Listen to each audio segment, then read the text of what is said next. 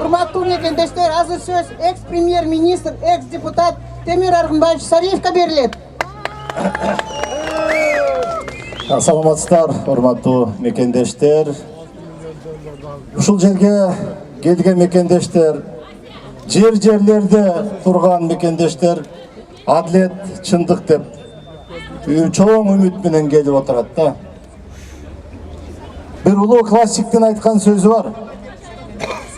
Калпты чындай айтсаң, чын чыркырап чыга берет дейт.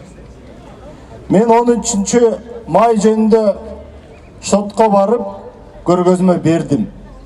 Ошондо убактылуу өкмөттүн мүчөсү, убактылуу өкмөттүн башчысынын орун базары, финансы багытын тейлеген инсан катары жөн гана барбай колума кагазды алып алып, 13 майда мынабул жерде, мынабул үйдө, ошондо өкмөт отурганбыз, убактылуу өкмөт.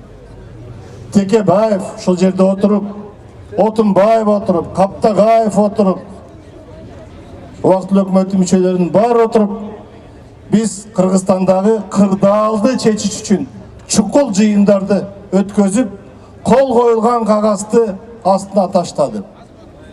Бирок тилекке каршы ошол убакта сот аны кабыл алган жок. Чотонов болсо ал күнү бошко учуп кеткен.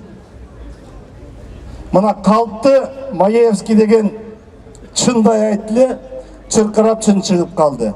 Бирок мен ишенем, мына жогорку соттун астында турабыз.